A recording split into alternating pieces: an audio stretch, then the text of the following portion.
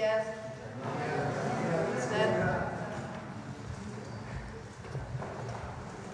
¿Cómo están? Bien. Bueno, muy buenos días. Hoy tenemos 3 temas. El primero es quiénes quieren los precios con Profeco, Iván Escalante. El segundo es sobre educación. Vamos a presentar el nuevo modelo de la nueva Escuela Mexicana para la Educación Media Superior y cuántas nuevas preparatorias y espacios para jóvenes vamos a construir este año. Y finalmente, antes de cerrar la conferencia, nos toca hoy Humanismo Mexicano con Diego Prieto, que pues nos va a hablar de algo importante. Bueno, Iván.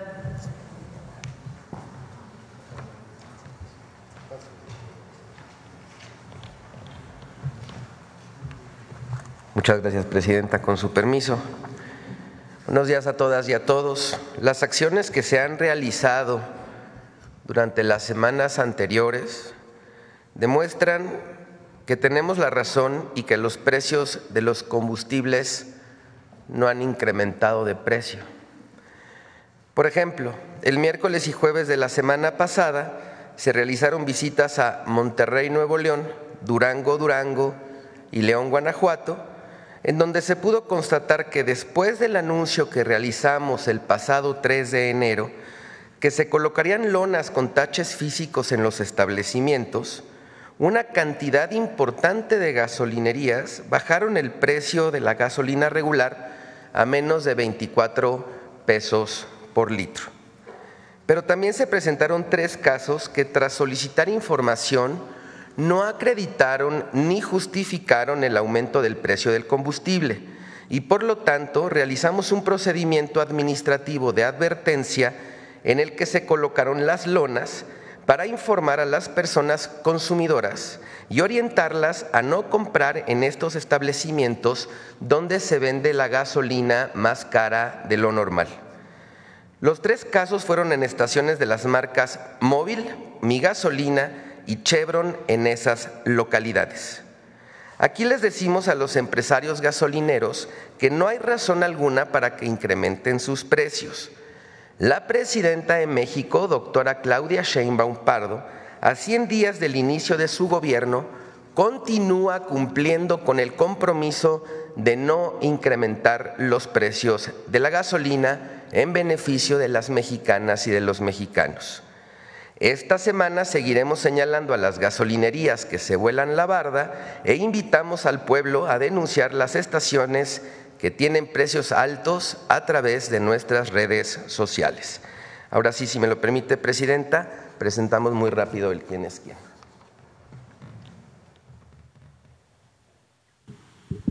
Muchas gracias. En el precio de la gasolina regular, las gasolineras más bajas, destaca el caso de esta estación Shell en Puebla, que presenta 22 pesos con 23 centavos litro, y aquí está cada una de las gasolineras por cada una de las regiones.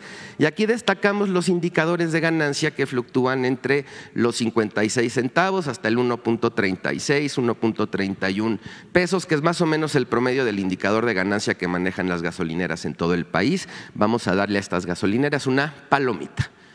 Continuamos con las gasolinas más caras en cuanto a regular. Destacamos la estación Chevron en Culiacán, Sinaloa, que vende la gasolina en 26 pesos con 84 centavos. Y aquí, miren, están los indicadores de ganancia, que es lo que hace la gran diferencia. Esta estación de Oxogas en Apodaca, Nuevo León, gana casi 5 pesos por litro de gasolina. Y aquí 2.58 en esta Mi Gasolina en Gómez Palacio, Durango, y esta gana 3 pesos la Go Gas de Huixquilucan, Estado de México. A estas gasolineras les vamos a dar un tache. Continuamos con el precio del diésel, el diésel más barato que encontramos en Móvil San Luis Potosí, en la estación Morales Aucito, 24 pesos con 21 centavos, y aquí por cada una de las regiones cuál es el diésel más barato. Palomita. Seguimos con el diésel más caro, que lo identificamos en Culiacán, Sinaloa, en la estación Chevron, 27 pesos con 53 centavos. Y aquí destacamos los indicadores de ganancia de cada una que se ven muchísimo, muy altos. Vamos a darles a estas gasolineras un tache. Continuamos con el monitoreo de la canasta básica, 767 pesos con 80 centavos. La más barata en Chedraui León Poliforum, en León, Guanajuato, palomita. Y la más cara en Walmart Plaza de Toros, en Querétaro, 1,017 pesos con 90 centavos, un tache. Hay una diferencia entre la más barata y la más cara de 250 pesos y recordemos que la meta es que la canasta básica de 24 productos cueste 910 pesos. Adelante, por favor. 3 ciudades, Tlaxcala, Durango, Ciudad Neza en el Estado de México. La más barata en Tlaxcala, Soriana Hiper, número 74, 828 pesos con 50 centavos, palomita. Y la más cara, Walmart El Molinito, 963 con 30, tache. En Durango, la más barata, Soriana Hiper, 20 de noviembre, 839 pesos con 80 centavos, palomita. Y la más cara, Chedraui, en esta ciudad, que también le vamos a poner una palomita porque está por debajo de los 910 pesos. Ciudad Neza, Mega Soriana Aragón, 819 con 20, palomita. Y Bodega Aurrera, Avenida Central, 919 con 50, tache. Continuamos con el precio de la tortilla, que es tan importante, y aquí identificamos 3 tortillerías en nuestro monitoreo de 578 a nivel nacional. ¿Cuáles son las más baratas y las más caras? Pero vean, hay tortillerías que venden el kilo de tortilla entre 16, 18 pesos. Este es el caso de estas 3 que están ubicadas en los centros históricos de estas ciudades, Veracruz, Zacatecas y Tlaxcala. Les vamos a dar una palomita. Y en Campeche, Cancún y Mérida identificamos tortillas que venden el kilo entre 28 y 29 pesos. Es el caso de La Bendición en Campeche, El Negrito en Cancún y Rolos en Mérida, y les vamos a dar un tache. Continuamos hemos estado dándoles algunos ejemplos, no tanto de los establecimientos sino de las marcas, de los productos que integran la canasta básica. Y ahora vamos con el atún. La lata de entre 130 y 140 gramos de atún cuesta promedio 19 pesos con 42 centavos, pero miren, aquí tenemos 3 marcas que venden entre 15 pesos y 8 pesos la lata. Fish Atuna, Valley Foods, Fresh Label, y es más o menos el mismo gramaje, la misma presentación, palomita. Y tenemos estas otras 3 marcas que la venden entre 22 y 23 pesos el mismo producto. Herdes, Dolores y Tuni, vamos a darles un tache. Continuamos. La revista del consumidor realiza un estudio de calidad, esto es muy rápido, entre la diferencia quesos americanos e imitación de quesos americanos. Es muy importante para las familias mexicanas que tengan esta información. Imagínense, hay quesos que se dicen ser quesos que no cuentan con ningún porcentaje de producto lácteo. Entonces aquí ponemos este ejercicio para que lo revisen en la revista del consumidor de enero. Y adelante, finalizamos con los consejos Profeco de la semana. 1, carga con los proveedores que tengan la gasolina regular en menos de 24 pesos. 2, compara y elige el establecimiento con la canasta básica al mejor precio. 3, elige la tortillería que dé el kilo por debajo de los 23 pesos.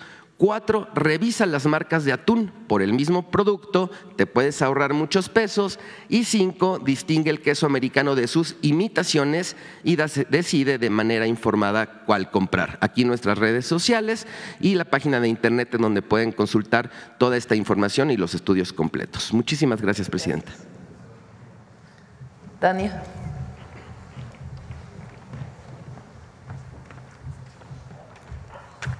Presidenta, muy buenos días, un honor. Secretario, buenos días, compañeros. Buenos días.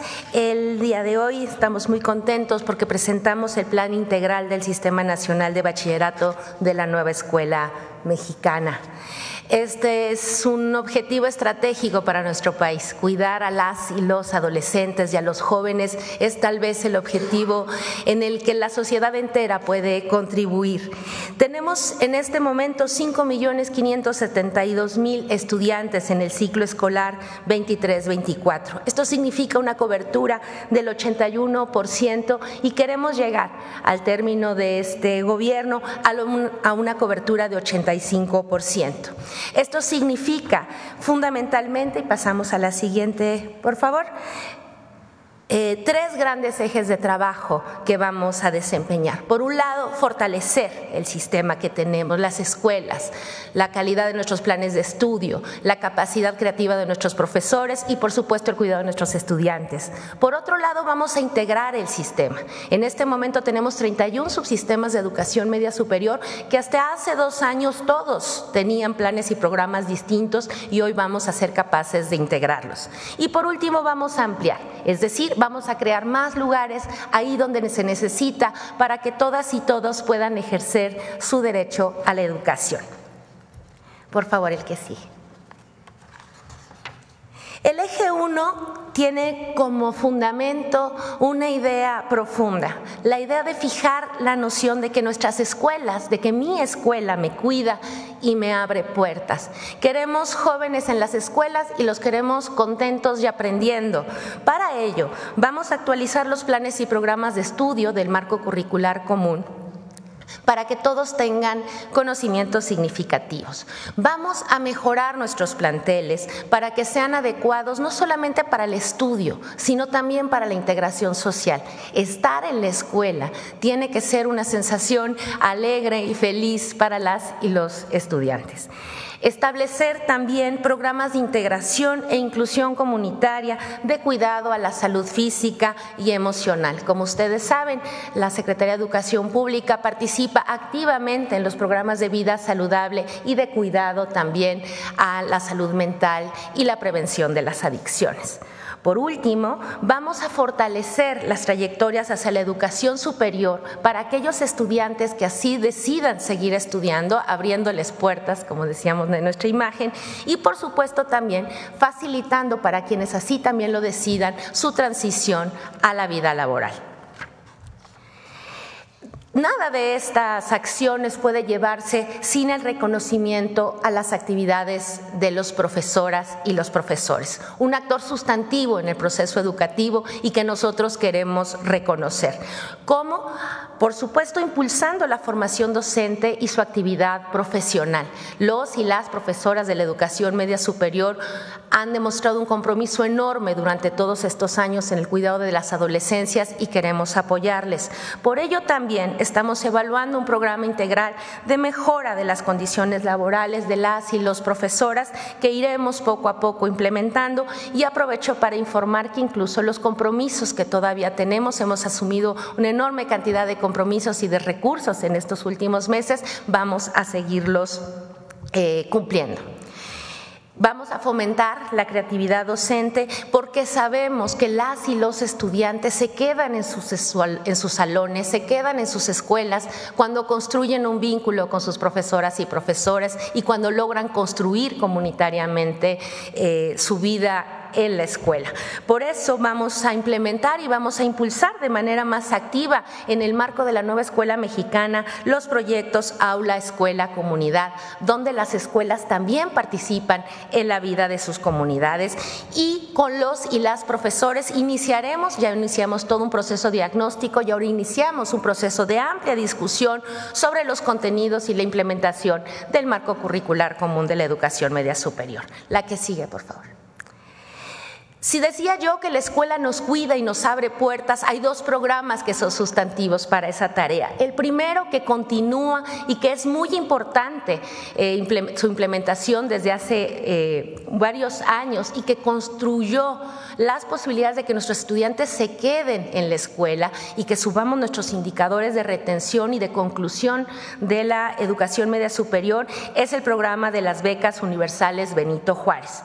En esta ocasión, en el mes de febrero, se desarrollarán las asambleas informativas para incorporar y compartir con la comunidad escolar y los padres de familia este recurso que se pone a disposición de todos y todas las jóvenes preparatorianas de las preparatorias públicas. Son 4.224.381 personas beneficiadas con una inversión de 40,000 millones de pesos. Por otro lado, y esta tal vez sea la mejor noticia, una de las tantas buenas noticias que tenemos hoy con respecto a la educación media superior, es el que entra por primera vez el programa La Escuela es Nuestra, a nuestras preparatorias y a nuestros planteles de bachillerato. Esto supondrá un nuevo modelo de participación en nuestras comunidades escolares. Se van a reunir, van a discutir y las y los estudiantes van a participar en la decisión de dónde invertir los recursos para su escuela. Y estamos seguros que eso va a contribuir a que todos y todas se sientan más contentos y las cuiden mejor. En función de la matrícula en los planteles se van a dar 600,000, 1,000,000 o 1,500,000 pesos para cada escuela. Eso supone la atención de más de 6,000 escuelas en este año y una inversión de 4,600 millones de pesos. Es un programa estupendo y es una gran noticia para todas las comunidades escolares. El segundo eje de trabajo es la integración de la educación media superior. Esto significa ajustar la propuesta de construir un sistema nacional. Decía yo hace un momento que teníamos 31 subsistemas y durante mucho tiempo cada uno con sus planes y programas de estudio. ¿Hoy qué tenemos? Hoy tenemos la posibilidad de tener un plan de estudios general que finde un piso parejo para todos y todas las estudiantes, que construya conocimientos significativos y que consolide, y es lo que vamos a hacer a partir de este año, consolidar el sistema en dos grandes opciones curriculares: el bachillerato general y el bachillerato tecnológico, por supuesto con todas las modalidades de estudio que son precisas y nos autoriza la ley: la modalidad escolarizada, la no escolarizada, la mixta y, en el caso particularmente del bachillerato tecnológico, la modalidad dual. Esta integración nos va a permitir, la que sigue, tener dos elementos muy importantes. El primero es que te construiríamos un certificado único para el bachillerato nacional, y adicional a él vamos a tener un certificado de formación profesional o tecnológica que va a estar avalado por una institución de educación superior. Hemos construido un diálogo muy fluido con las instituciones de educación superior y hemos constituido en diciembre un consejo académico para el fortalecimiento de todas estas opciones profesionales.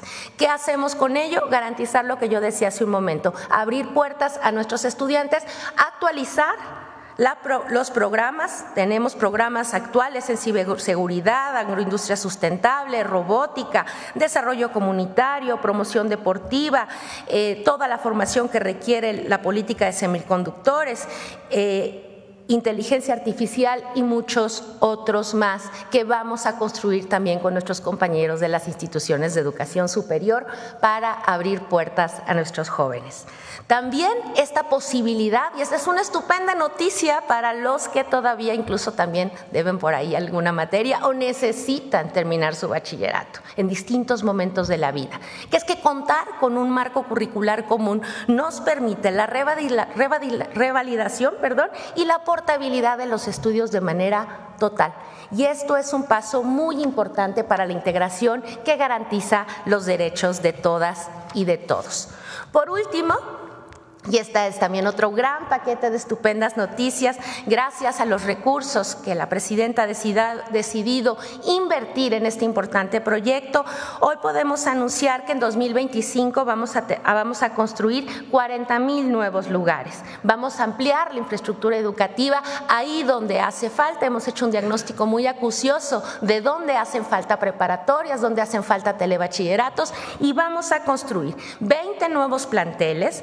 Vamos a hacer 30 ampliaciones a planteles de alta demanda que actualmente no caben todos nuestros estudiantes. Necesitamos construirles un lugar para que todos estén en la escuela, y vamos a usar infraestructura educativa, particularmente las secundarias que no tienen turno vespertino, para habilitarlas, mejorarlas, hacerles nuevos laboratorios y talleres y habilitar ahí bachilleratos. Vamos a trabajar esta política en 59 municipios de 30 estados con una inversión de más de 2,700 millones de pesos. Estamos convencidos que esta integración del Sistema Nacional de Bachillerato bajo los principios de la Escuela Nueva Mexicana garantiza para todas y todos los adolescentes su derecho a la educación. Muchísimas gracias, presidenta. A ver, vamos a traducir para todas y todos. ¿De qué se trata? Actualmente hay 32, ¿no? O 31. 31 sistemas de educación media superior. La educación media superior pues es preparatoria, CETIS, CEBETIS, CONALEP, en fin, algunos son federales, o sea que los coordina la Secretaría de Educación Pública del Gobierno de México, y algunos son estatales, los coordinan las secretarías estatales de Educación Pública. ¿Qué queremos de todos estos 31 sistemas distintos? Orientarlos a dos sistemas, el Bachillerato Nacional General y el Bachillerato General Tecnológico. Entonces, todos los CETIS, CEBETIS, CONALEP, etcétera, etcétera, van a ser parte del Sistema Nacional de Bachillerato Tecnológico. ¿Qué queremos? Pues orientar los planes de estudio trabajando con las y los profesores, que es muy importante. Ya se hizo un esfuerzo con el presidente López Obrador, cuando Leti era secretaria de Educación Pública, para incorporarlos a la nueva escuela mexicana, pero vamos a hacer un esfuerzo adicional, para que no importa si vas a un CETIS, a un CEBETIS, a un CONALEP, tienes una formación básica equivalente y después ya cada uno se especializa en sus temas. ¿Qué otra cosa es muy importante? Pues si vas a salir con un título, con una validación de tus estudios general para todos. Entonces si dices, bueno, yo llevé mi educación media superior en el CETIS de Iztapalapa, de tal lugar, pero tengo un certificado único, no importa si estudié en Yucatán, si estudié en Baja California, en la Ciudad de México, en Hidalgo, etcétera. Y después, acompañado de eso, vas a tener otro certificado validado por el Instituto Politécnico Nacional, por el Tecnológico Nacional de México. De tal manera que la educación media superior pues tiene su integración con la primaria y la secundaria, pero también con la educación superior. Este es un esfuerzo muy importante para todos los jóvenes, que todos sepan que independientemente de la escuela donde van, son validados, reconocidos a nivel nacional por un certificado único. La otra cosa muy importante es que vamos a mejorar las condiciones de trabajo de los profesores. Ya hicimos un esfuerzo en el 24 y ahora en el 25, porque no podría ocurrir esto si no es mejorando las condiciones laborales de las y los trabajadores de la educación media superior. Esto es algo que no se había hecho nunca. Las preparatorias han ido creciendo conforme a la demanda, pero en realidad los sistemas están separados. Entonces ahora queremos unificarlos, mejorar la educación y además ampliar la cobertura. Hay lugares donde tienen que salir del pueblo o de la ciudad donde viven para ir a estudiar la prepa a otro lugar. Pues queremos que se puedan quedar ahí donde viven con sus familias para estudiar la preparatoria. ¿Cómo lo vamos a hacer? Con nuevos planteles, con ampliación de los planteles actuales y dando en las secundarias que solo tienen turno matutino, el turno vespertino para las preparatorias. Son 3 formas de ampliar la matrícula para la educación media superior. Este año son 40,000 nuevos espacios que se suman a lo que ya existe y vamos a llegar hasta, ¿cuántos espacios en total? 200,000 nuevos lugares para preparatoria en el país, principalmente ahí en donde no hay preparatorias, donde no hay bachilleratos tecnológicos.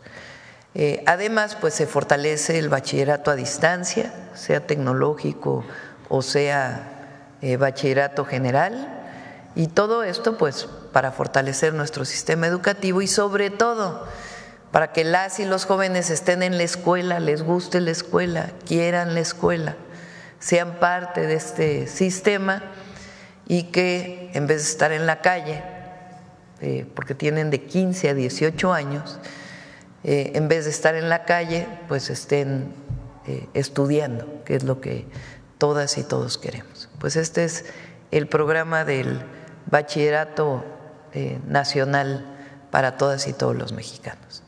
Pues esta es la propuesta de hoy. Ahora sí, tomamos sus preguntas. A ver, vamos para acá, la esquina de este lado.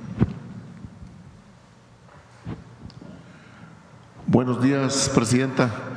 Mi nombre es Lucio Espinosa Chavira, vengo de La Paz, Baja California Sur, de TV Baja. Felicitarla primeramente por ese informe de los 100 primeros días de gobierno, un informe lleno de realidades, un informe muy bonito y muy nutrido, y bueno, felicitarla. Y en el tema de educación, fíjense que felicitar a todos ustedes por lo que está aumentando pues la calidad de las escuelas, del alumnado y de todo lo que significa la educación. Pero preguntarle, fíjese que en noviembre del 2023 estuvo Andrés Manuel López Obrador allí en La Paz, Baja California Sur, y bueno, él prometió que al personal docente y a los compensados y a todo el mundo los iba a regularizar. A la fecha no ha sucedido. No sé si tengan implementada alguna acción para regularizar a todo el magisterio.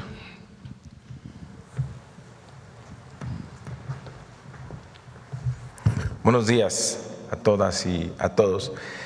Efectivamente, uno de los puntos que ha planteado la presidenta es mejorar las condiciones de las y los maestros en educación superior. En el 2024 hubo un incremento importante al salario, hubo además medidas del bienestar. Se liquidó la mayor parte en el 2024. Quedaron algunos pendientitos en algunos estados que estamos resolviendo en estos días porque nos dio la instrucción la presidenta de la República. Entonces va a quedar perfectamente saldado, como lo mencionó la subsecretaria, porque en esta transformación del Bachillerato Nacional, de la nueva escuela mexicana, las y los maestros son fundamentales. Que logremos lo que la presidenta nos ha encomendado, que las y los jóvenes se queden en la escuela, que les guste la escuela, que les emocione la escuela. Ahí los maestros son fundamentales. Entonces sabemos que esta transformación la vamos a hacer de la mano con ellos. Tenemos un diálogo permanente. De hecho, esta semana nos vamos a reunir con varias organizaciones que agrupan a las y los maestros, ya para ver nuestro plan de trabajo, presidente, para ver cómo nos van a acompañar en esta transformación, para que en el siguiente ciclo escolar pues ya inicie el Bachillerato Nacional de la nueva escuela mexicana. Además de que hay pues todo este tema de compactación de horarios, vamos a necesitar horas adicionales para educación física, para educación artística y para otras actividades que generen comunidad al interior de las escuelas, que los jóvenes se queden a estudiar. Otra pregunta, Mario. La vez pasada le mandaban saludos de allá de Baja California Sur, que lo estiman mucho. La presidenta nos decía que algo queríamos, ¿no? Decirle con toda seriedad, fíjese que se acuerda que se creó la Asociación Nacional de Padres de Familia y bueno, se fue a los estados y a los municipios. Y todo muy bien porque coordina a todos las sociedades de padres de familia de todas las escuelas, de secundaria hasta preescolar, solamente y con un periodo de 2 años. Solamente que en Baja California Sur hay un presidente que tiene 20 años y no tiene ni hijos en la escuela. Entonces no sé si tengan pensado regularizar ese asunto. La escuela es nuestra, además de los beneficios que tiene materiales en el mantenimiento de las escuelas, ha provocado que los padres de familia tengan una participación cercana en las escuelas. Digamos que ha traído de regreso a los padres de familia a las escuelas. Por eso es tan importante la propuesta que ha hecho la presidenta de que la escuela es nuestra entre a las preparatorias, porque normalmente ya como padres de familia, cuando nuestros hijos entran a la preparatoria, ya no somos tan participativos. En primaria sí vamos mucho, en secundaria más o menos, pero en la prepa casi no. Ahora queremos, a través de la escuela es nuestra, regresar a los padres de familia, porque ellos van a decidir qué obra se va a hacer en la preparatoria, junto además con los estudiantes. Van a poder tener representación los estudiantes en estos comités para decidir las inversiones. Entonces, creo que estos programas, al provocar que más padres de familia se involucren en las escuelas, pues puede terminar ahí con algún tipo de cacicazgo, pero no o de alguien que se quiera quedar tantos años ahí dirigiendo a los padres y madres de familia. Gracias. Presidenta, un tema bien importante es el tema de salud. Tenemos pues el ISSSTE, el Seguro Social y todo. En Baja California Sur estamos prácticamente pues olvidados en ese tema en cierta medida. El ISSSTE, por ejemplo, el ISSSTE le da los pasajes a la gente que tiene unas enfermedades ya fuertes como cáncer y esas cosas, y los manda al 20 de noviembre acá a México, pero solamente con el puro pasaje. No saben si comen o no saben si dónde duermen, y llega aquí a México y resulta de que las citas ni siquiera están calendarizadas, y lo cambian a modo a 8 o 10 días más adelante, y repito, no tienen ni cómo sostenerse mucha gente. Vamos a presentar el día de mañana el fortalecimiento del ISSSTE. Nos toca el tema de salud, y además de informarles cómo va los medicamentos, la adquisición de medicamentos, etcétera, Martí va a presentar el programa del ISSSTE para este año. Entonces, vamos a hacer varias cosas para fortalecer. La idea es que no necesiten trasladarse, sino que se puedan atender en su propio estado o en los estados más cercanos. Mañana, si quiere, que Martí pueda comentar sobre estos temas. Gracias, presidenta. Y bueno, tenemos el mismo problema allá en Baja California Sur de los rancheros y de los agricultores que le está embargando INDEP, ¿sí? Para regresar lo robado al pueblo, de la financiera rural, de crédito rural, de que cerró sus puertas y cuando regresó a los 2 años ya regresó embargándole los ranchos a los agricultores. Entonces ya ha tomado algo este problema los senadores. No debe ser así. Tenemos ya lo revisamos y lo presentamos, pero no debe ser así. Gracias. A ver, acá de este lado. Buenos días, presidenta. Ariel Esquivel, de Coahuila. Coahuila y Durango, como otros estados de la República, aún no han definido si se incorporan al IMSS Bienestar. El plazo de adhesión se ha extendido desde los últimos meses de gestión del expresidente Andrés Manuel López Obrador. En Coahuila, el 20% de la población no tiene seguridad social, mientras que Durango casi llega hasta el 40%. Mi pregunta es, ¿su administración ya realizará acciones para que estos estados puedan concretar esta adhesión? Depende de los gobernadores. No vamos nosotros a forzar a nadie a entrar al IMSS Bienestar. Depende de ellos la decisión que quieran tomar. Si siguen manejando sus sistemas estatalmente y tienen el recurso que correspondía en su momento a lo que era el Seguro Popular, o se integran a un sistema nacional. Evidentemente, integrarse a un sistema nacional pues le da enormes beneficios, pero depende de cada uno de los gobernadores.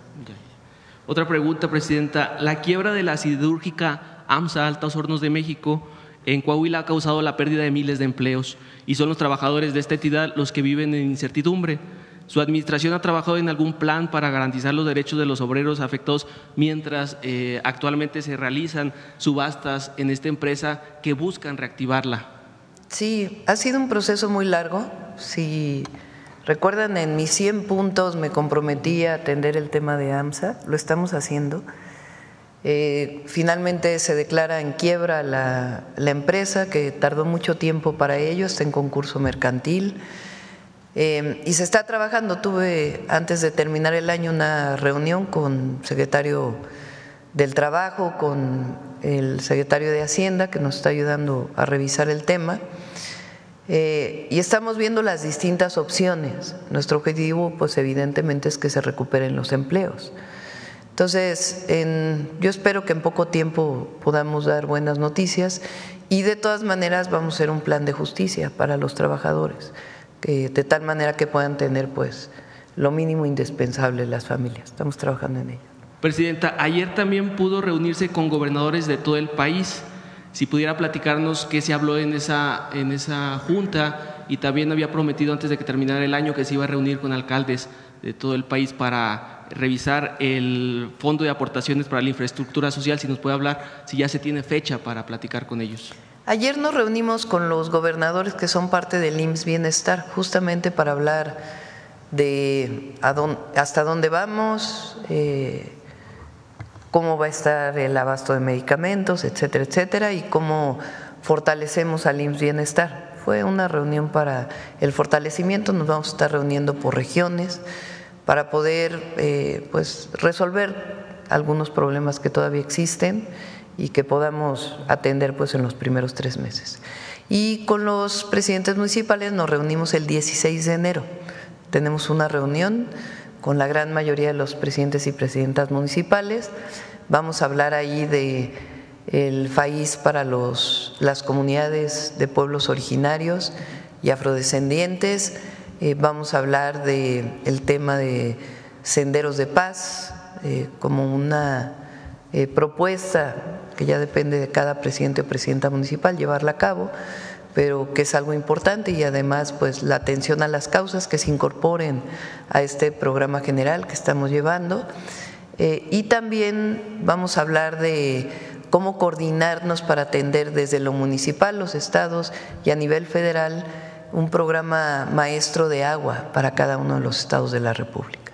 Presidenta, por último, hace unos días hubo resultados positivos en el rescate de mineros en Pasta de Conchos. ¿Sigue su compromiso para la justicia social de estas familias? No se va a cerrar el caso hasta que no encontremos a todos. Sigue el trabajo.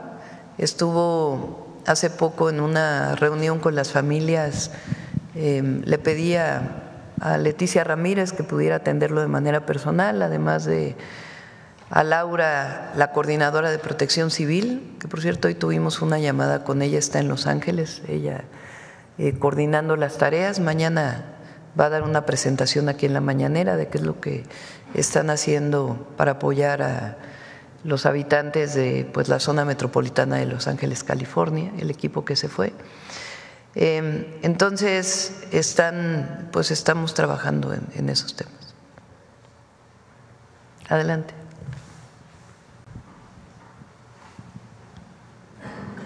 Gracias, buenos días, Presidenta. Fernando Cuevas, de Espacio Libre.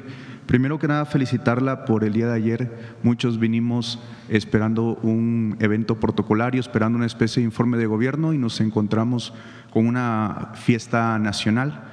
Esto en parte tiene que ver con la grandeza del pueblo de México, pero también con la grandeza de la presidenta que tenemos. Me sumo al 80% de su aprobación. Por otro lado, Presidenta, Nuevo León es de los 7 estados que conservan el 50% de la violencia en nuestro país, es de los estados más peligrosos de México. Cabe resaltar que en el 2024 Nuevo León tuvo 500 homicidios más que el estado de Sinaloa, el cual atraviesa en este momento por una guerra entre grupos delictivos. Dentro de estas oscuras cifras, en el 2024 hubieron 169 mujeres asesinadas en Nuevo León, de las cuales 59 se tipificaron como feminicidios. Esto provocó que Nuevo León por segundo año consecutivo sea el segundo estado con mayor número de feminicidios en el país. Estos lamentables años se pueden asociar con el fallido gobierno de Samuel García. ¿Qué mensaje le podría dar usted al pueblo de Nuevo León, que si bien tiene una especie de desesperanza ante la culminación de otros 3 años del mismo gobierno, que los años más oscuros coinciden con estos años de gobierno, no estaba así el estado de Nuevo León? ¿Qué mensaje le daría a las mujeres de este estado y al pueblo en general, que ven en la primera mujer presidenta una especie de esperanza? Nuevo León, más allá de una evaluación, digamos, de el trabajo de cada una de las autoridades, ha tenido en los últimos años un problema, que es la coordinación. El conflicto, digamos, político de la Fiscalía con el propio gobierno de Nuevo León y su secretaría evita que haya resultados o disminuye la posibilidad de tener resultados. Repito, más allá de la evaluación que haga el propio pueblo de Nuevo León, del gobernador, del secretario de Seguridad Pública y del fiscal, porque creo que hay un encargado de despacho porque no han podido todavía nombrar. Nosotros hemos hablado de una estrategia de seguridad de 4 ejes. Y el cuarto eje es la coordinación. Ahora, gracias al fiscal general de la República, porque por Constitución es autónomo, pues está viniendo a los gabinetes de seguridad la Fiscalía y eso nos ayuda a tener más coordinación. Entonces, independientemente de los temas políticos, deberían poner por encima de todo la seguridad de Nuevo León y coordinarse, que haya coordinación, porque el tema político pues siempre existe y debe existir, es parte de la democracia en nuestro país, pero que haya coordinación para atender desde la Secretaría de Seguridad y desde la Fiscalía Estatal pues las investigaciones que se hagan, las carpetas de investigación, la detención de delincuentes, etcétera, etcétera, en el término de la coordinación de las instituciones de seguridad. Y por otro lado, pues una visión de atención a las causas también. Nuevo León pues es un estado con mucho empleo y bien remunerado, y eso pues tiene que ver con el emprendedurismo que se ha generado en Nuevo León desde hace mucho tiempo, y también porque hoy su cercanía con Estados Unidos y la relocalización de empresas pues es muy atractivo Nuevo León para el desarrollo del tratado comercial. Pero hay que atender también a los jóvenes de distintos lugares, no solamente de la zona metropolitana de Monterrey. Pero tiene mucho que ver con la coordinación, y en ese sentido pues yo haría este llamado a la coordinación, y por supuesto con el gobierno federal, que siempre nos vamos a coordinar. Y por otro lado, para las mujeres, pues pedirle ahí a Citlali, porque mucho tiene que ver con las fiscalías también, avanzar en la cero impunidad frente a todos los delitos y en particular frente a los delitos contra las mujeres y el feminicidio en particular. Entonces, pedirle ahí a Citlali que esté en contacto, y esta coordinación que es indispensable, que tiene que ir más allá pues del asunto político de uno u otro partido. Muchas gracias, presidenta.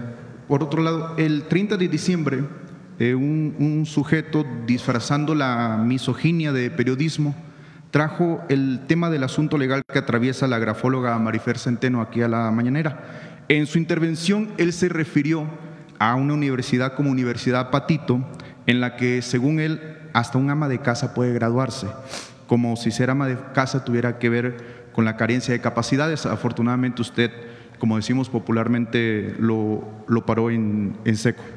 El tema es que la persona que mandó a este pseudo periodista aquí es un violentador virtual. Me refiero a Octavio Arroyo, conocido como Mr. Doctor, quien empezó a atacar a la grafóloga Marifer Centeno, El audio que voy a poner es un resumen del contenido que él hace, y lo expongo porque usted menciona de manera muy correcta que lo que no se nombra no existe, y esto es algo que parece muy, muy grave. En breve continúo.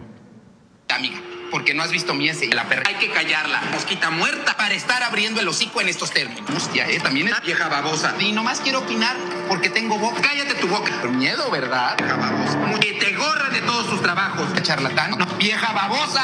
La vieja ridícula. Humillar a la gente. ¿Cómo? A la estúpida. La salud mental de Marifer está en juego. Analízalo, perra. Analízalo. Es muy desagradable, el audio es mucho más extenso, pero lo vamos a dejar hasta aquí. Usted ha propuesto cambios a la Constitución en beneficio de las mujeres, pero ante este tipo de contenido en redes sociales, ¿qué se hará desde el Gobierno de México? Usted mencionaba ahorita a Citlali Hernández. Citlali Hernández incluso ha sido víctima de un lenguaje de odio por parte de Ricardo Salinas Pliego, que se refiere a ella despectivamente, agrediéndola por su físico.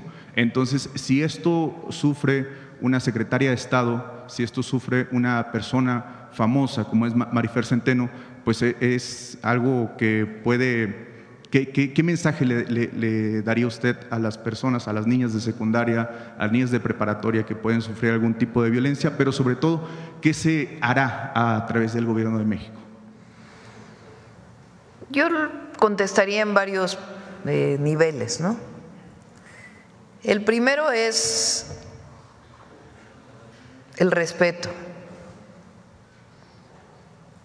Ayer en el discurso dije que la discriminación, el racismo, el clasismo, el machismo, pues son reminiscencias de el colonialismo y de el neoliberalismo, y que eso tiene que quedar en el pasado. Todavía hay algunos que, como esta persona que se escucha en el audio, o como comentócratas de los medios, o personajes que se cubren en su halo de personas conocidas, que utilizan estas palabras altisonantes o despectivas en contra de las mujeres.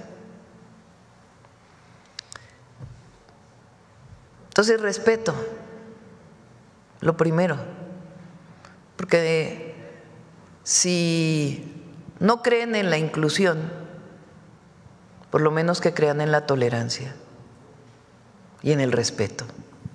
Y a las mujeres se les respeta, igual que al pueblo de México se les respeta, igual que a México se les respeta.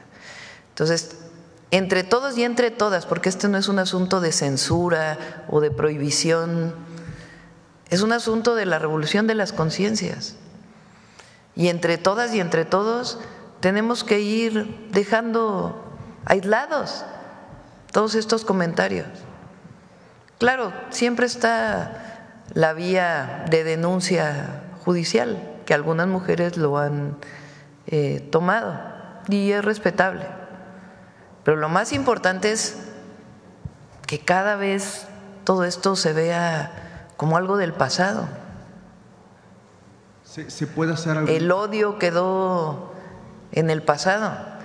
Todos aquellos que utilizan el lenguaje de odio, la política basada en el odio, en esta crítica que, bueno, nada más vean algunos de los programas o lean los artículos de hoy, nada más lean todos los artículos de hoy, de los opositores, llenos de odio, de enojo, de coraje, de machismo.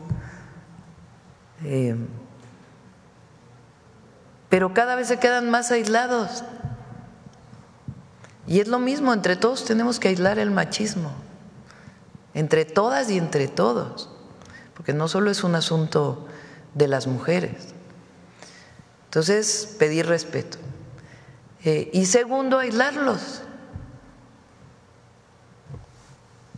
¿Quién les hace caso? Cada vez menos. Ellos se leen me refiero a la comentocracia,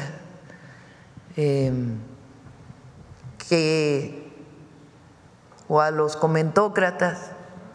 Dicen que yo no digo nombres, pero ya los voy a empezar a decir pronto porque también es importante decir quién dice qué. Pero esta idea de que la presidenta no gobierna, que tiene en el fondo un machismo tremendo, les es imposible. Ayer incluso usé la palabra, tienen tanta cobardía que no tienen la posibilidad de reconocer que una mujer puede gobernar, o que puede ser ingeniera, o que puede ser abogada. Entonces, respeto, y por otro lado, entre todas y entre todos ir aislando cada vez más esos comentarios que no benefician ni al pueblo de México, ni a las mujeres, ni a nadie. Que suban el nivel de su crítica. Si no están de acuerdo con que una persona se dedique a analizar la personalidad de las gentes, de las personas, a través de su letra, pues que digan por qué, que utilicen argumentos científicos, técnicos, pero estas palabras altisonantes, pues que se queden ahí aisladas y que cada vez menos gente las escuche, porque que eleven el nivel. Gracias, Presidenta. Por último, hay una crítica muy grande por parte de la comentocracia y de alguna parte de la sociedad acerca del programa Jóvenes Construyendo el Futuro. Por parte de algunos personajes de la sociedad reprochan el que ellos no tuvieron ese apoyo y que ahora les parece injusto que los jóvenes reciban ese ingreso. Desconocen el concepto que tienen que trabajar para tener ese ingreso, pero también la derecha, voy por mencionar alguno, a Javier Lozano, a Ricardo Salinas Pliego, entre otros, se han referido despectivamente a los jóvenes. Ya sabe las palabras típicas: flojos, huevones, estiran la mano. ¿Qué mensaje le daría a este sector que está criticando un programa que a mí me benefició en el año de la pandemia y con eso pude salir adelante como joven? ¿Qué mensaje le daría a esas personas? Pues es este conservadurismo que mira al pasado como si ellos hubieran resuelto algo. Ahí tienen a Zedillo. ¿Por qué no habla Zedillo del FOBAPROA, de los regalos que le dio a muchos empresarios en el rescate?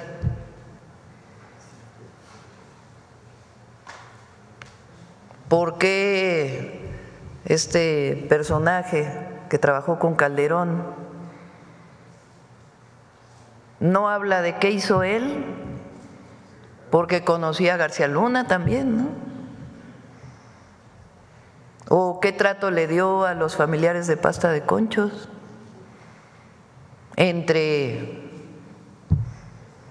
Es que ellos quieren regresar por sus fueros, pero el pueblo de México ya dijo basta. Ya dijo basta. Entonces, Jóvenes Construyendo el Futuro, pues como ustedes saben, es un programa en donde se le da el salario mínimo a un joven para que entre a un lugar de trabajo como aprendiz, para apoyar. Se le apoya a la empresa y se le apoya al joven. Y más del 60% se quedan en el empleo. Entonces, Jóvenes Construyendo el Futuro le ha dado la posibilidad a cientos de miles de jóvenes de conseguir un empleo, y en la mayoría de los casos se quedan en el empleo. Ya tienen esta posibilidad que si les dicen experiencia de trabajo, pues tienen experiencia de trabajo. Y con recursos públicos se le da el salario del primer año. Entonces es un programa muy exitoso. Pero también igual la pensión universal a las y los adultos mayores, y también el apoyo a personas con discapacidad, y también la beca que se le da a todos los jóvenes de preparatoria. Claro, ellos no están de acuerdo con eso, pero por eso perdieron, porque el pueblo de México quiere que continúe la transformación. Por eso ayer en el discurso decía, anhelan que yo rompa con el presidente López Obrador, pues se van a quedar con las ganas. ¿Cómo? Si luchamos juntos toda la vida, si eso fue lo que me comprometí con el pueblo, si es mi convicción darle continuidad a una transformación que inició en diciembre del 2018. Entonces, que sigan así, van muy bien, muy bien. Entre las palabras altisonantes y la crítica a los programas de bienestar y a programas como Jóvenes Construyendo el Futuro, que hoy ya son derechos del bienestar. Bueno, Jóvenes Construyendo el Futuro todavía tiene que aprobarse en la Constitución, pero es una decisión del pueblo de México y aquí no traicionamos. Entonces, síganle, van muy bien. A ver, acá y luego aquí atrás. Gracias, presidenta. Buen día. Alejandra Tornés para Somos Más, Medio Digital en Tabasco. En primer lugar, presidenta, en base a su informe de 100 días, nombró la construcción de la ruta del tren interoceánico de Roberto Ayala a Dos Bocas en Tabasco y la ampliación de la carretera Macuspana-Escárcega. Preguntarle, presidenta, si tendrá fechas de inicio y la inversión que se realizará para estas obras. Si no tengo en este momento la inversión, a ver si nos las pasa Jesús Esteva. Este año inician las dos. La carretera va a llevar algunos años porque requiere recursos importantes, entonces por lo menos unos 3 años para terminarla. Y en el caso de esta vía que va hasta Dos Bocas del interoceánico, yo creo que van a ser 2 años también. En un caso es Secretaría de Marina quien está desarrollando y en el otro caso va a haber licitación. Ok, muchas gracias, presidenta. Una segunda pregunta sería… Bueno, en ambos casos hay licitación, solamente que la responsabilidad es en un caso es Secretaría de Marina y en el otro caso es Secretaría de Infraestructura, Comunicaciones y Transportes. Ok, muchas gracias, presidenta. Una segunda pregunta sería respecto a la atención a familias en la comunidad del Bosque en frontera Tabasco. Presidenta, el Gobierno de México atendió reubicando familias, pero aún queda un aproximado de 30 familias que continúan a la espera. Preguntarle sobre el apoyo a estas familias, si tiene algún informe que nos pudiera compartir. Le comentamos a Edna Vega, la secretaria de SEDATU, para que se pueda poner en contacto contigo para ver exactamente quiénes son estas familias y a todas se les va a atender. Ok, muchas gracias, presidenta. Una última pregunta y aprovechando la presencia del secretario. En Villahermosa circula información vía padres de familia del Cebetis 32. Exhibieron un presunto incremento en cuotas de reinscripción. Preguntarle en primer lugar si se tiene conocimiento de incrementos en cuotas y preguntar si se tiene una regulación, algún tabulador al respecto de estas cuotas para el 2025. Sería bueno socializarlas.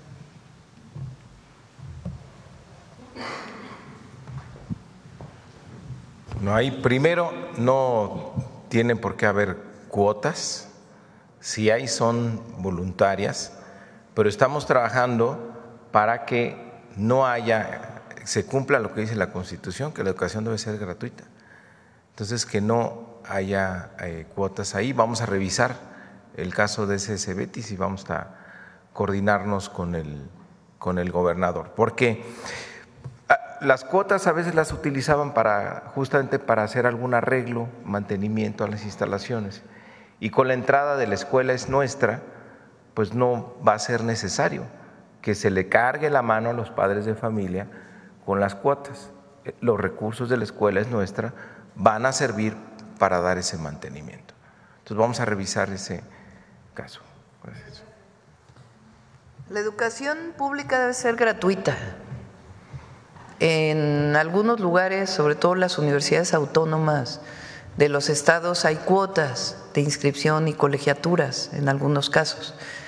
Y vamos a ir trabajando en este esquema, por un lado, de austeridad, que no quiere decir disminuir el derecho a la educación, sino disminuir todos los gastos administrativos, Por cierto, la UNAM hizo un programa de austeridad que me parece muy bien y hay que ir avanzando en ello para que haya recursos suficientes y que podamos alcanzar la gratuidad que lo establece la Constitución.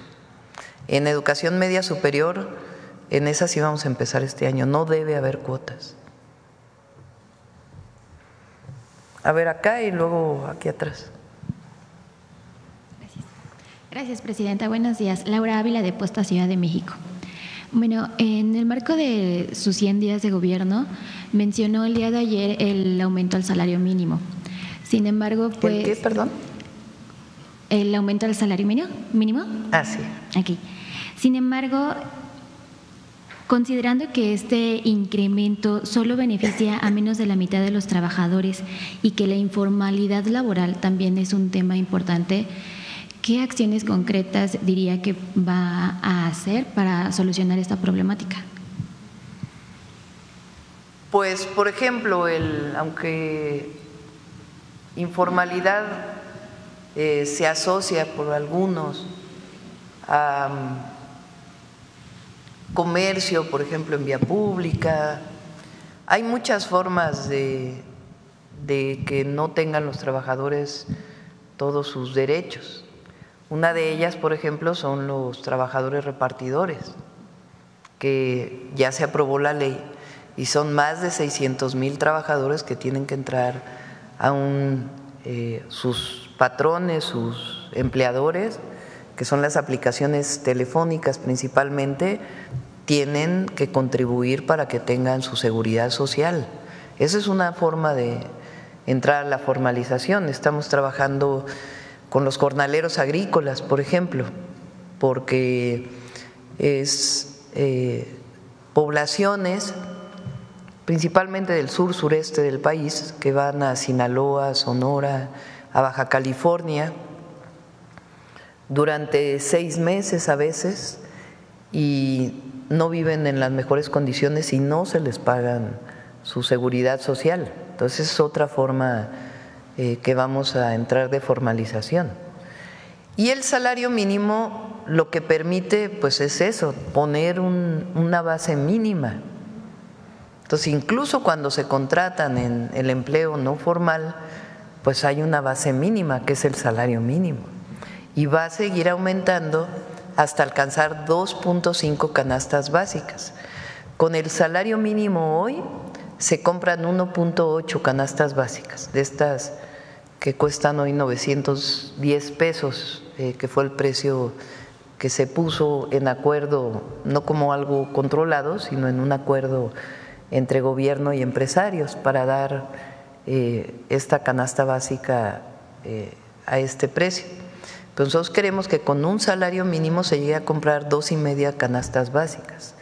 Eso evidentemente empuja también los otros salarios y también incluso a los que no están dentro del régimen del Instituto Mexicano del Seguro Social. Okay. En una segunda pregunta, igual ayer mencionó la creación de la marca Bienestar con productos de bajos precios. Si nos podría dar detalles de este proyecto, si tienen contemplada una fecha para iniciar, qué otros productos tienen igual en mente, además de los que ya mencionó, únicamente esos. El objetivo es que lo que se venda en las tiendas de bienestar, las antiguas tiendas de Iconza, sea no los productos que uno compra en una tienda comercial, es decir, no es para los productos de transnacionales. Para eso pues hay todo un mercado y es el principal mercado. Las tiendas del bienestar tienen el objetivo de conectar al productor, al pequeño productor con el consumidor, entre otras, además de dar bajos precios. Por ejemplo, el kilo de frijol se estaba vendiendo en 35, cuando llegó María Luisa se bajó a 30 pesos y no hay subsidios, sino sencillamente se disminuyó la ganancia que tenía Diconsa para poderla distribuir también en otras actividades de la propia empresa. Entonces, tiendas del bienestar hoy le estamos dando el objetivo también de conectar al pequeño productor con el consumidor, sobre todo el consumidor de bajos recursos. Y la idea es que no solamente se venda el café, sino que podamos incluso hacer café soluble, darle valor agregado junto con los productores, de tal manera que lo que se venda en las tiendas del bienestar pues sea el café soluble Bienestar, que es de calidad, que garantiza que la mayor parte de su contenido sea café y que pueda venderse a más bajo costo. Para eso es la marca Bienestar, para venderlas en las tiendas Bienestar. Chocolate es lo mismo, se compra el cacao a los productores de cacao, a los pequeños productores de cacao, se juntan estos productores para darle valor agregado y se hace chocolate Bienestar, de buena calidad, que tenga un contenido muy alto de cacao, porque a veces el chocolate, así como decía hoy Iván, que el queso que se compra a veces no tiene queso, no tiene producto lácteo, igual que el chocolate Bienestar que se venda, producido y dándole valor agregado entre esta coordinación con los productores, los pequeños productores y alimentación para el bienestar, pues se pueda vender en las tiendas del bienestar. Entonces vamos a iniciar con café, cacao para el chocolate, para vender chocolate y miel, y después vamos a ir aumentando en otros productos. ¿Tiene contemplada alguna fecha? Ya este mismo año empieza, va a venir María Luisa a explicarlo aquí en una mañanera. Ok, y ya para finalizar, si nos puede dar sus impresiones generales del evento de ayer. Gracias. Pues sobre todo muchas gracias por el apoyo. Hay un entusiasmo, una alegría por lo que está pasando en México. No puede haber divorcio entre pueblo y gobierno. Eso fue la pauta que inició en diciembre de 2018 y así va a seguir siendo. Entonces, la rendición de cuentas sí se hace en páginas de internet, se hace en informes escritos, se hace para compras, para todo lo que sea necesario, pero tiene que ver la rendición de cuentas con decirle al pueblo de manera directa lo que estamos haciendo. Y eso es lo que ocurrió ayer. Y el movimiento de la Cuarta Transformación está más fuerte que nunca. Eso es lo que les molesta a los adversarios políticos. Pero lo que hay pues es una revolución pacífica que inició en México en diciembre del 2018 y tiene que ver con el cambio de conciencia principalmente. Y ahí vamos a seguir y a seguir y a seguir, porque el pueblo de México es mucha pieza. Y hay que servirle al pueblo y darle siempre resultados para mejorar su calidad de vida, mejorar la educación, mejorar la salud y ampliar los derechos del pueblo. En la medida que se amplíen los derechos del pueblo de México, en esa medida se empodera el pueblo y se cumple. Y eso es lo que estamos haciendo y eso vamos a seguir haciendo. A algunos no les gusta, pues que continúen por su camino, van bien. Aquí atrás. Buenos días, Presidenta. Buenos días a todos los compañeros y a los funcionarios. Soy Arnoldo Cuellar, vengo de Guanajuato, de un medio que se llama Laboratorio de Periodismo y Opinión Pública, PopLab, que también es parte de la Alianza de Medios de la Red de Periodistas de a Pie. Estamos viviendo en Guanajuato un momento muy trascendente, después de que nos liberamos de este fiscal que tenía 15 años y 10 meses al frente, Carlos Amarripa, pero ahora lo importante es quién va a venir en su lugar. Y estamos viendo un proceso donde lamentablemente sentimos que hay una simulación de consensos entre el gobierno del Estado y el gobierno federal.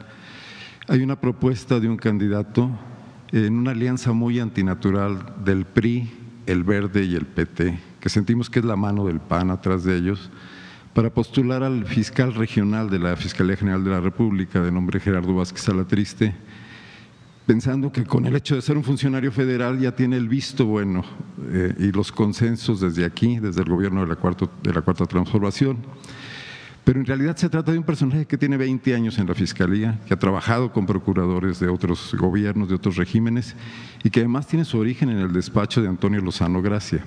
Nos preocuparía mucho que se desperdiciara la oportunidad de hacer una política pública de seguridad más abierta, que se llevara a cabo un parlamento abierto en Guanajuato, para que el nuevo fiscal pues, nos quitara de encima el enorme peso de impunidad que hemos tenido y mejorara la colaboración con el gobierno federal.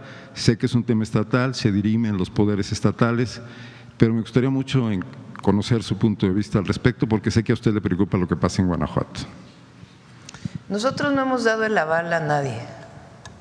Le corresponde el nombramiento del fiscal al Congreso Estatal. Podemos dar orientaciones generales de que sea una persona honesta, proba, que esté comprometida con el Estado, que haya mostrado que ha dado resultados. Entonces, nosotros no hemos dado el aval a nadie y depende pues del Congreso del Estado, donde nadie tiene mayoría calificada, como era antes. Entonces tienen que tener el apoyo de diferentes fuerzas políticas, pero en efecto, que se busque al mejor perfil, hombre o mujer, que le cumpla al pueblo de Guanajuato. Entonces, pues ahí tiene que hacer una propuesta a la gobernadora, entiendo, y pues nuestra orientación pues es que se busque al mejor perfil. También puede haber una persona que mientras tanto esté en la Fiscalía y también que demuestre, ¿no?, que tiene como encargado de despacho pues las facultades y la voluntad para trabajar. Entonces nosotros no hemos dado el aval, ni lo vamos a dar, porque le corresponde al gobierno del Estado presentar su propuesta y al Congreso Estatal pues decidir si corresponde o no al mejor perfil que puede haber.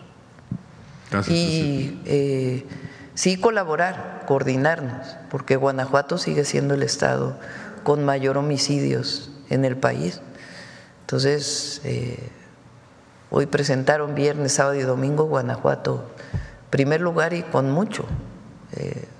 Ahora representa pues casi el 20% de los homicidios un estado. Y tiene que ver no solamente con personas que estuvieron al frente de este tema, que evidentemente pues no hicieron su trabajo, sino tiene que ver también con un modelo de desarrollo en Guanajuato. Hoy presentamos media superior.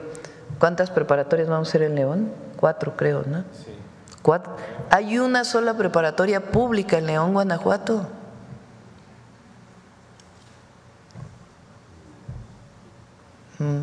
Uno de las ciudades que era más prósperas en el país y que hoy es de las ciudades con mayor número de personas en pobreza, mayor número de adicciones y mayor violencia. Entonces tiene que atenderse también. Hay muchísimas personas hablando de esto de seguridad social, que trabajan en talleres, que trabajan en empresas incluso medianas y que no ganan ni el salario mínimo.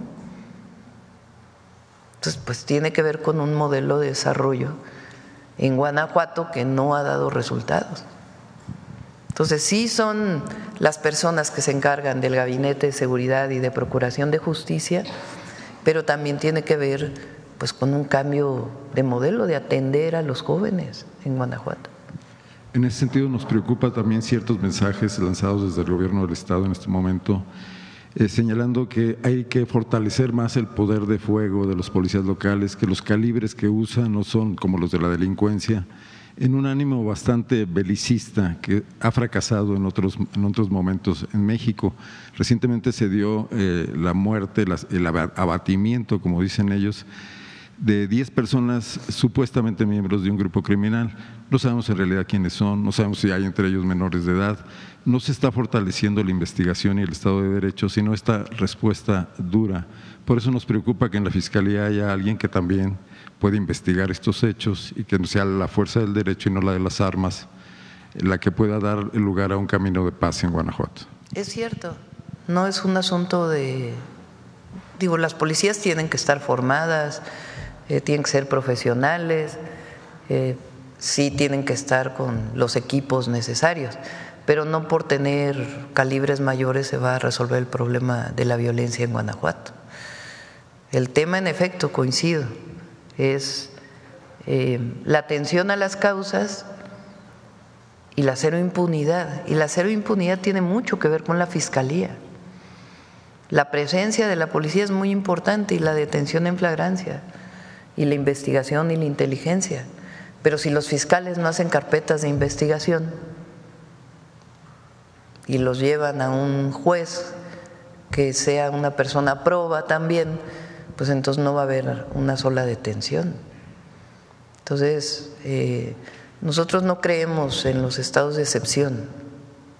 Eso fue lo que ocurrió con la guerra contra el narco, que todo era un estado de excepción y era el permiso para matar. Guerra quiere decir eso, permiso para matar, en un estado de excepción donde no haya juicios. Nosotros no, nosotros creemos que hay que fortalecer la justicia en el país y entonces se consigue la paz. La paz es fruto de la justicia en todo el ámbito, justicia social y también un sistema de justicia desde la procuración hasta el Poder Judicial que cumplan con su función y que se erradique la corrupción de cualquier lugar donde exista. Finalmente, y en otro tema, Presidenta, el mensaje que usted lanzó hace unos días a los cónsules, sobre todo en las ciudades norteamericanas, fue muy bien recibido por la comunidad migrante porque sienten que hace falta ese diálogo entre activistas que ya trabajan desde la sociedad civil para defender a los migrantes indocumentados. Ellos son documentados pero defienden a otros que no lo son, pero que tienen muy poco espacio de interlocución con los cónsules.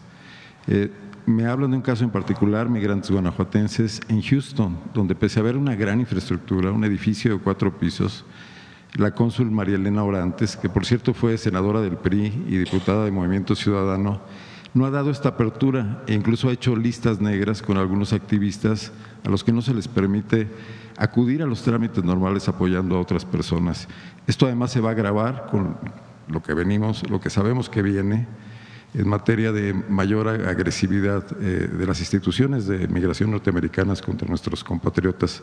Entonces, saber si se va a supervisar de alguna manera que se cumplan estas instrucciones suyas para que haya una política de más diálogo, de puertas abiertas y sumen fuerzas, tanto activistas desde la sociedad y los funcionarios consulares. Sí, vamos a pedirle al canciller que vea si hay algún tema con la cónsul, ¿no? Pero hasta ahora, la verdad, no tenemos quejas en particular de ningún cónsul, hombre o mujer, y hay mucha colaboración y entrega que esperemos que pues de inmediato lo noten nuestros compatriotas que están allá en Estados Unidos. A ver, acá ahora de este lado que ya… Acá la compañera primero. Buenos días, Presidenta. Graciela Bravata, de Ahora Noticias. Me sumo a las felicitaciones de mis compañeros y en especial de las mujeres tabasqueñas, que lejos de lo que decían muchos, como decía usted, machistas, me tocó ver, después de tantos años de caminar en conjunto, acompañando al señor presidente Andrés Manuel, ver que la gente venía con un ánimo agradable, con un ánimo de satisfacción, pero sobre todo de gratitud. Me encantó ver el orden, de verdad, se escuchaban en el caminar de decir tenemos una excelente presidenta y de verdad muchas felicidades en representación de las mujeres tabasqueñas. Con respecto al tema y aprovechando que está aquí el de la Profeco, el año pasado se tocó un tema que ha perjudicado mucho a las familias mexicanas y es el robo cibernético a través de los mensajes. Se ha manejado mucho aquí en las mañaneras, pero lamentablemente hasta hoy no veo si tienen algún programa para concientizar a la gente a través de medios de radio, de televisión y sobre todo de redes sociales, porque los mensajes que llegan para estafar llegan a través de mensajes de textos y lamentablemente no todos tienen red en sus comunidades y no están al tanto de este tipo de noticias. ¿Qué se puede hacer? Y si tienen contemplado, es mi pregunta para el representante de la Profeco, y si van a hacer alguna campaña de concientización, porque hay un caso en particular me voy a omitir el nombre, de una mujer en Zapata, Tabasco, que lamentablemente no tan solo le robaron los ingresos de su trabajo, más de 50,000 pesos, sino que el mismo banco en ese mismo día le autorizó a quien estaba haciendo uso indebido de ese dinero, de esa tarjeta, 50,000 pesos más, y ella se quedó con una deuda. Sus nóminas llegaban a esa cuenta de ese banco y el banco se las detuvo hasta el día de hoy. La Conducef y Profeco no han hecho nada. Espero que me puedan dar respuesta y sobre todo algún aliciente para esta mujer que con mucho trabajo y esfuerzo tuvo ese dinero y que lamentablemente hoy no tan solo lo perdió, sino que está en deuda. Sí, lo atendemos seguro. Sí, y aprovechando que está aquí el licenciado Mario Delgado, y mañana es el tema de salud, pero es una pregunta híbrida. En Tabasco hay unas escuelas que se llaman de interculturales y está la carrera de enfermería, pero a este tipo de carreras, a las y los que están estudiando enfermería, no les permite dar su servicio social en las instituciones del sistema de salud. ¿Habría alguna posibilidad de que pudieran contar con ese apoyo? ¿Quieres comentar? Bueno, vamos a ver por qué no les permiten. Por ejemplo, en los CONALEPS tenemos la carrera técnica de enfermería. Sí deberían poder trabajar en el sector salud, entonces no. Más que vamos trabajar, a investigar. El servicio social a los estudiantes. No los dejan hacer en los hospitales. No los reciben en los hospitales para dar su servicio social a los que pertenecen a esta escuela de intercultural. Tienen que hacer, pues sí, tienen que aceptarlo. Vamos a ver por qué no. Tal vez porque es nuevo este modelo educativo, pero vamos a ver por qué no. Sí deberían. Y con el tema de ahorita me das los datos precisos. Sí, claro que sí. Y con respecto al tema de que expusieron del nuevo proyecto tan extraordinario, al igual que comentaba mi compañero, de que hay personas de que no tuvimos esa oportunidad que hoy tienen esta generación de la Cuarta Transformación, como los jóvenes construyendo el futuro. Ahorita con este programa de La Escuela es Nuestra, hay muchos mexicanos y mexicanas que no lograron, por no tener los recursos, tener su preparatoria. Si bien es cierto que acaban de mencionar que es para sistema escolarizado, ¿habría para el futuro alguna apertura para las personas mayores? Sí, está, y justo salió una pregunta la semana pasada sobre prepa en línea.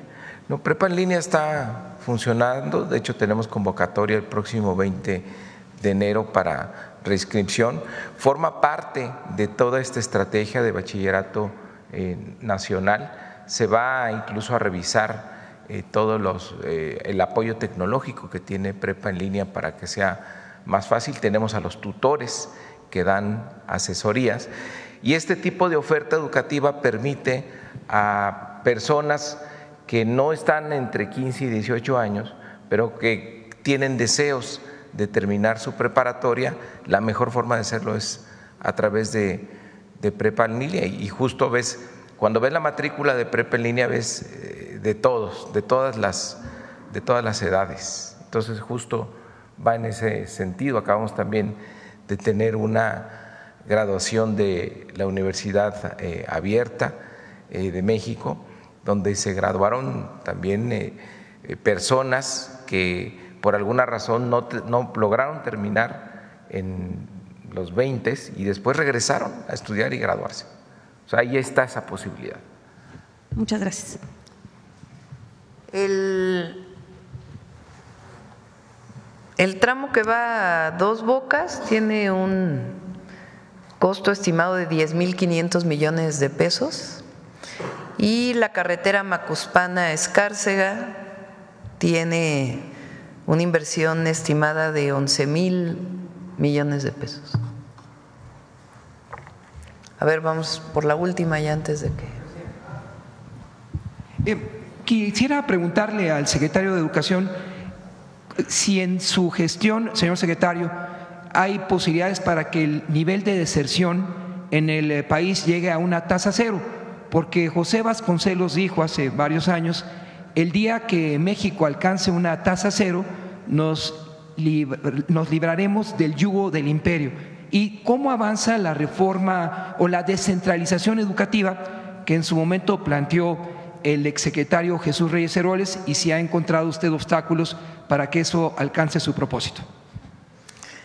Sobre la deserción son dos temas. Hay muchas encuestas de por qué los jóvenes o las jóvenes desertan. Mientras más,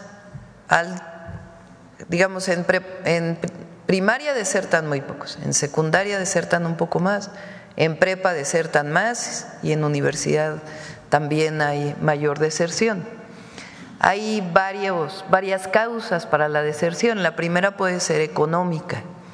Entonces, la beca Benito Juárez que dio el presidente López Obrador y que la seguimos dando y que hoy está en la Constitución, ha permitido disminuir la deserción escolar en la preparatoria. ¿En qué porcentaje es?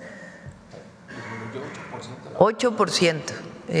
Disminuyó la deserción gracias a la beca Benito Juárez. Ahora la beca Rita Cetina pues va a ayudar a que las y los adolescentes de secundaria no deserten por motivos económicos, este apoyo que se le está dando a las familias para que puedan dar todo lo que está alrededor de la educación, porque el gasto en educación no solamente es la propia escuela, que debe ser gratuita en el caso de la escuela pública, sino también los uniformes, los cuadernos, pues todo lo que está asociado a que un niño o una niña adolescente vaya a la escuela. Entonces ese es un tema. El otro tiene que ver con los propios programas de estudio, que las y los jóvenes no tengan la identidad o el gusto por lo que están aprendiendo, sobre todo en la educación media superior. Y ahí viene todo este cambio que están desarrollando y que han trabajado muy bien Mario, Tania y todo el equipo. Yo recuerdo que en alguna ocasión un profesor me dijo, cuando el plan de estudio en una preparatoria X, no voy a decir cuál, dice, la poesía es una forma de literatura en donde se escribe en verso y eso lo tiene que aprender el estudiante de memoria. Pues no, lo que nosotros queremos es que el joven lea poesía.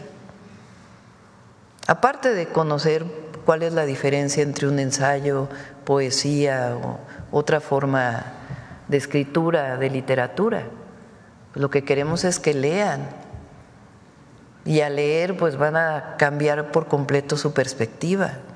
Si van a la escuela contentos, es un espacio no de exclusión, sino de inclusión, en donde puedan desarrollar sus capacidades, su amistad, que estén contentos, que puedan, si vinieron de una secundaria donde no aprendieron bien matemáticas, pues el primer año poder tener los conocimientos básicos para después entrar al segundo. Si tienen actividades colectivas que permitan integrar, pues entonces va a haber mucho menos deserción. Entonces, ese es el objetivo de este plan de estudios que están diseñando y el objetivo de la nueva escuela mexicana, de integración y también de aprendizaje, las dos cosas. Presidenta. Y con eso va a disminuir la deserción, estamos seguros. Presidenta, aprovechando que su campaña nacional contra el fentanilo, usted se reunió en octubre en el G20 con su similar Xi Jinping. ¿Cree usted que, aprovechando que el secretario también fue reconocido allá por el 2007 en el Foro Económico de Davos, el secretario Mario Delgado, como uno de los 30 jóvenes talentos en el mundo, pudiera él llevar a ese Foro Económico de Davos su propuesta para que en ese foro se sumen los dirigentes que asisten al mismo y usted presione un poco más a Beijing? No, tiene mucho trabajo para irse a Davos, Mario. ¿Y usted presiona algo más a Beijing? No, cuando estuvo el presidente López Obrador hubo algunos acuerdos, pero es importante porque hay varios países productores que son los principales productores, no directamente de fentanilo, aunque sí también, pero de los precursores.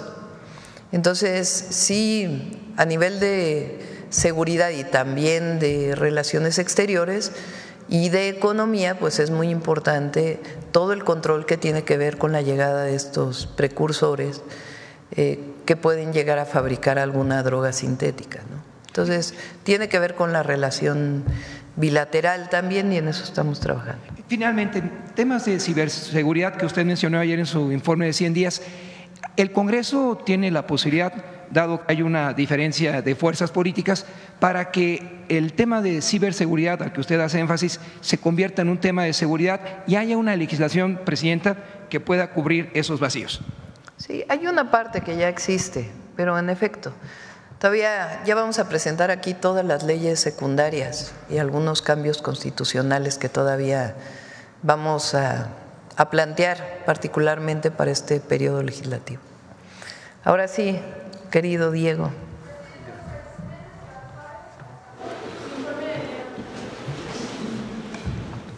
Muy buenos días, Presidenta, compañeras y compañeros del equipo de gobierno, amigas y amigos de los medios y quienes nos siguen en redes.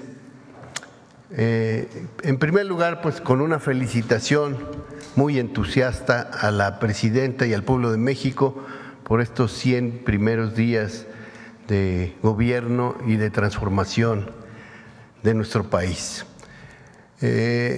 Nos corresponde estar hablando del humanismo mexicano. Y un elemento fundamental del humanismo mexicano, uno de sus valores, es la interculturalidad. ¿Qué significa la interculturalidad? Significa que podamos entendernos entre quienes hablamos lenguas diferentes, tenemos distintas maneras de comprender el mundo, de organizarnos en familia, en comunidad, en barrio, en sociedad, distintas cosmovisiones, distintas creencias religiosas, distintas maneras de pensar nuestra salud y nuestra vida.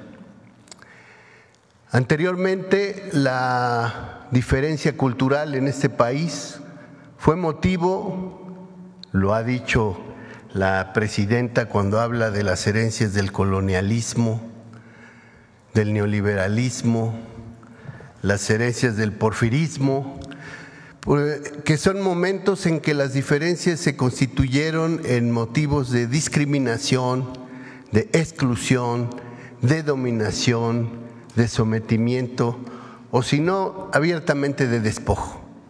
Y eso dio lugar a una sociedad profundamente desigual, a una sociedad caracterizada por esta diferencia abismal entre la opulencia y la indigencia, que ya el generalísimo José María Morelos y Pavón se había encargado de denunciar y de plantear como un sentimiento de la nación la necesidad de disminuir la opulencia y la indigencia.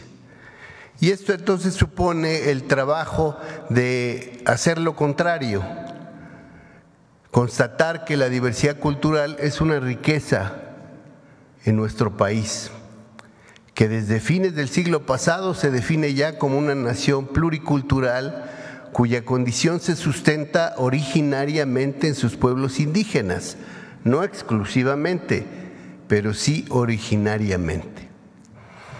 Y en esta idea de poder ilustrar la fortaleza de esta nación pluricultural y sentirnos orgullosos de un país que tiene una gran diversidad de lenguas, de grupos étnicos, de formas de vivir la comunidad y de visiones del mundo, es que como parte de los logros de estos primeros 100 días de gobierno, y claro, resultado de un trabajo que se gestó prácticamente desde el inicio del gobierno anterior, ya lo anunciamos el lunes pasado, el Museo Nacional de Antropología ha reabierto su segundo piso para poder ilustrar la fortaleza cultural de nuestros pueblos y comunidades indígenas y afromexicanas que, por supuesto, ya existían salas etnográficas en este museo,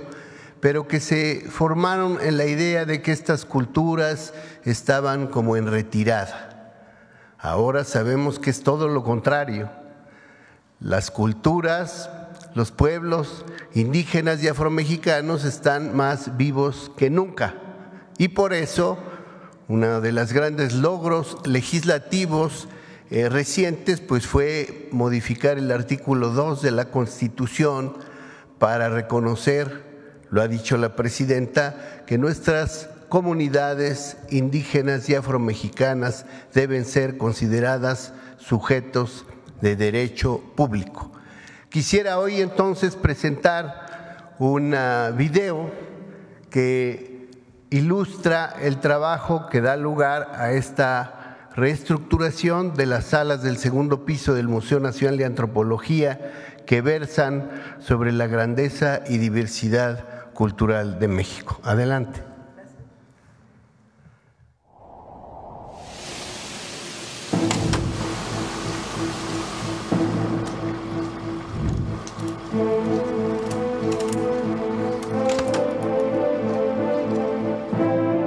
Hace 60 años, en septiembre de 1964, cristalizó el sueño de que México contara con un gran museo para exponer la grandeza de sus culturas ancestrales.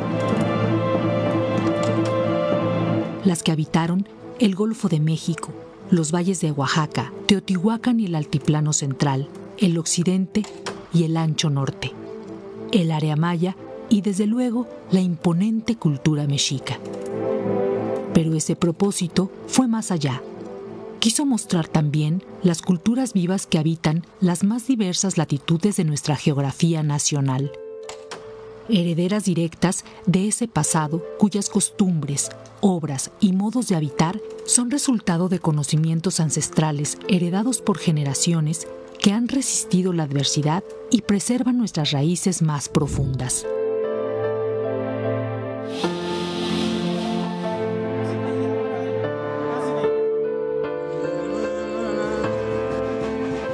Que nuestra Constitución reconoce a los pueblos indígenas y afromexicanos como sujetos de derecho público, resultaba imprescindible renovar lo que en su momento fueron las salas etnográficas del museo.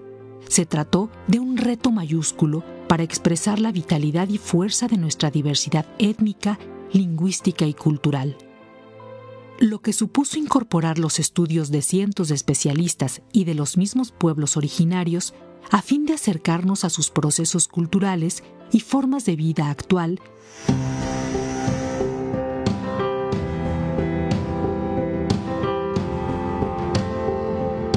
en una panorámica que transita por 5 grandes unidades temáticas: pueblos, lenguas y territorios, maíces y milpas, la tierra y el alimento, historia, identidades y resistencia, fiestas y rituales, y textiles de México. Tras 4 años de investigación y trabajo colectivo, y como parte del proyecto prioritario Chapultepec Naturaleza y Cultura, el segundo piso del Museo Nacional de Antropología se renueva, en homenaje a las mujeres y hombres que a diario construyen las identidades locales y regionales. Un espacio para visibilizar las lenguas originarias, las cosmovisiones, la ritualidad, la economía, el arte, la alimentación y los procesos históricos y culturales de los pueblos indígenas y comunidades afromexicanas. Un reconocimiento a la diversidad cultural de México para combatir la desigualdad, el racismo y el clasismo y aprender a revalorar las formas de vida y el pensamiento original del México profundo. Con más de 6,000 metros cuadrados de museografía y 4,500 objetos, se hacen presentes más de 70 pueblos vivos. Nunca más en el olvido los pueblos indígenas y las comunidades afromexicanas, quienes son base y sustento de la diversidad identitaria y del humanismo mexicano.